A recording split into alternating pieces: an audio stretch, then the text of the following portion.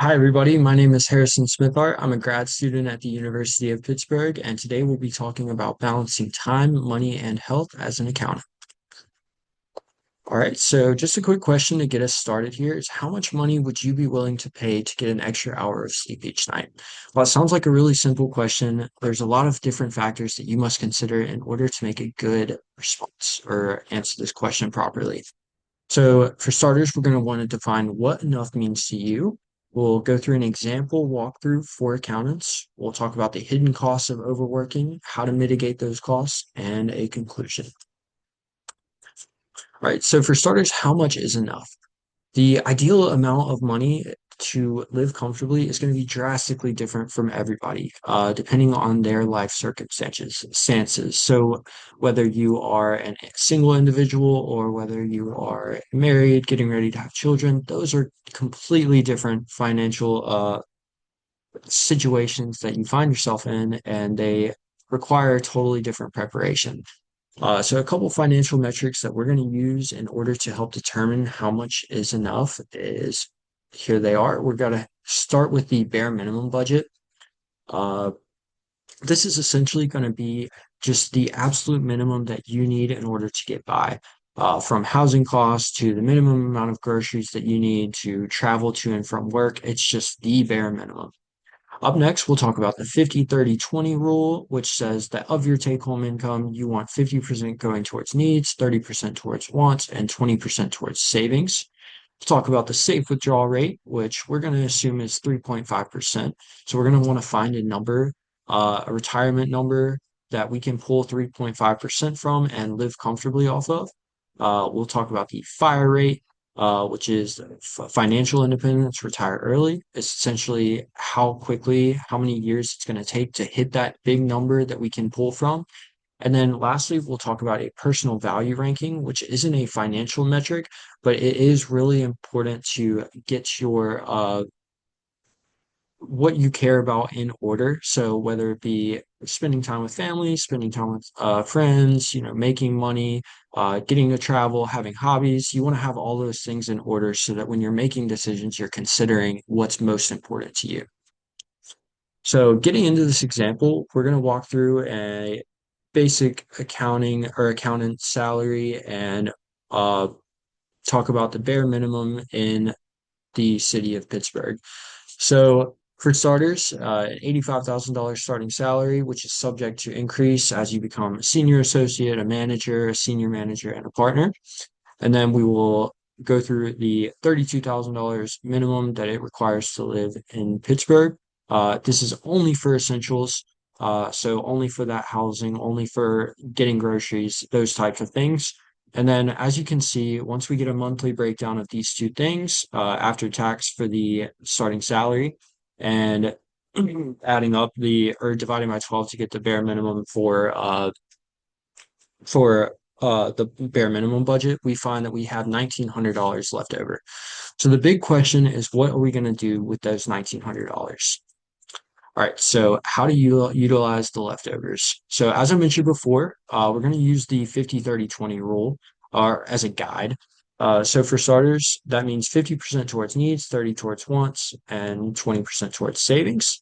And from our current example, you can see that we're spending roughly 60% towards needs rather than 50%. Now, is this okay for accountants long term?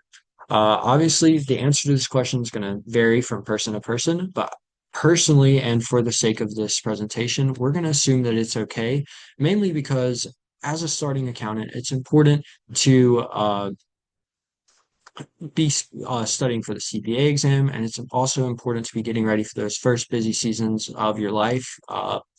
So really, you aren't going to have many opportunities to spend towards wants as you would expect getting your first job. A lot of accountants say that like the biggest surprise is like once they started getting those first paychecks, they didn't even have time to spend them because they were either studying for the CPA exam or they were going through their very first busy season. So for starters, we're going to say that 60% needs is perfectly fine, and we'll go with 20% wants and 20% savings. And then obviously after raises, we are going to shift our needs, or essentially our take-home income is going to it's going to be so large that needs will end up being less than 50%, which opens up our options to either spend more towards wants or more towards savings if we're living comfortably at what our current like level that we're providing towards wants. So if we're getting by comfortably spending 20% towards just our wants, then it might be great for us to continue doing that even when our needs fall below 50% of our take-home income, and instead putting that additional money towards our savings so that we can retire earlier. Big takeaway here is that it's really important to be contributing to savings, especially early on. No matter what, you don't want to be spending less than 20% towards savings so that you can maintain a goal for retiring early. So just continuing the example here, our safe withdrawal rate is 3.5%. So considering our bare minimum costs, we're going to need about 915K in order to get that $32,000 annually in order to cover the bare minimum costs. Similarly, we'll look at the FIRE rate. So an average salary and career progression and 5% stock return with 20% invested each year. That means we will be able to retire in 21 years in order to cover the bare minimum costs. Now, this is just a starting point. In order to apply this further, you're going to want to add on how much you're spending for your wants and other desires, like such as vacation. Then you're going to want to adjust the safe withdrawal rate to meet those desires. That big number, you're going to want to know how long it's going to take to get there. So you want to recalculate that FIRE rate. And then just an example here, as a partner, you're going to want to retire with a good bit of money to spend around with.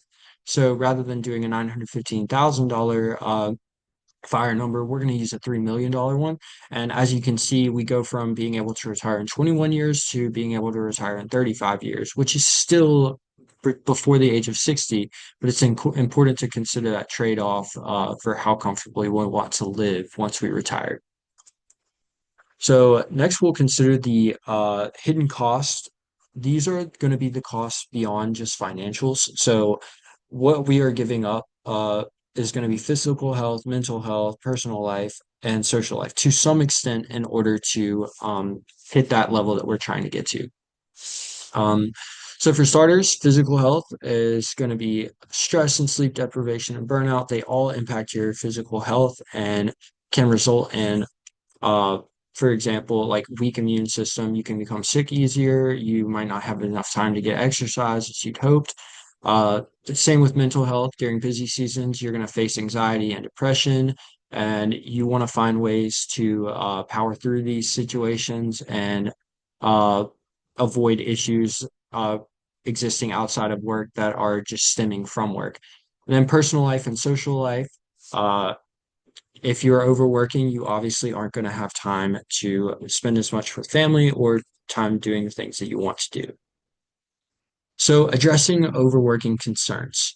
The way that we offset those concerns that we just mentioned, for starters, it's going to be set boundaries. Protect evenings and weekends is what I first mentioned, but this really varies depending on where you're at or where you're at in your career, especially during busy seasons. It's not always going to be possible to protect those evenings or weekends, but you still want to set aside time so that you are um, comfortably getting time to recharge your brain and like still can work effectively and have a life outside of work. Up next, we want to create a plan for busy seasons. Got to make sure that your friends and family know well ahead of time to avoid missing out on commitments during busy season. You want them to know in advance that you won't be able to be there, so that they can either reschedule or so that they know when you will have time. Up next, don't be afraid to ask for help, especially early on. This is extremely true early on. I've talked to many senior accountants or senior associates and managers, and all of them give the same advice that it's really important to ask questions in order to get your name out there, but more importantly, to show that you are trying to learn what you're learning. Then lastly, we want to focus on health. We want to uh, prioritize our physical health. We want to take on hobbies that require physical exercise. And then we also want to prioritize our sleep, which was our starting question. So lastly, we're going to talk about making a decision. So we want to weigh the pros and cons of additional pay, adding on that amount of want level for each individual person. Obviously, it's going to differ from person to person. Then we want to factor in financial goals, but more importantly, we also want to consider those personal goals. You can't make this decision without considering the personal goals. Uh, then we want to ensure that we are avoiding burnout at all costs as much as possible by doing those things to mitigate um, those concerns. And lastly, we want to make the decision that is best fit for you. Everybody's going to be different when it comes to making this decision, so you really just have to consider your personal situation. And yeah, that's all. Thank you so much. I appreciate your time. Okay.